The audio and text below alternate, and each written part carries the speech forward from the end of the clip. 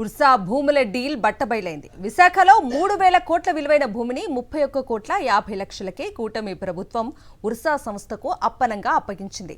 Ursa ప్రకటనతో ఈ చీకటి ఒప్పందం వెలుగులోకి వచ్చింది. సాక్షి వరుస కథనాల నేపథ్యంలో ప్రకటన విడుదల చేసింది ఉర్సా కంపెనీ.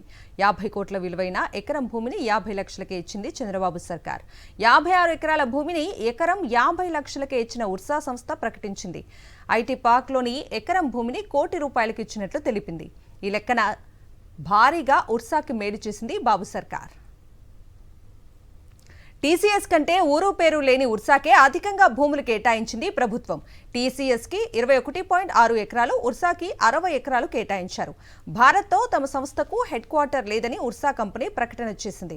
హైదరాబాద్లో చూపిన అడ్రస్పై నోరు మెదపలేదు Ursa company. TDP MP Kesineni Chinni, Ursa Abburi సతీష్ల బంధంపై కూడా నోరు విప్పలేదు. కేశినేని చిన్నితో అబ్బూరి సతీష్ 21వ సెంచరీ ప్రాజెక్టులో భాగస్వామ్యంతో కోట్లు వసూలు చేసి మోసం చేశారని మాజీ ఎంపీ కేశినేని నాని ప్రకటించారు. ఇద్దరి మధ్య బంధంపై ఉర్సా సంస్థ నోరు విప్పలేదు.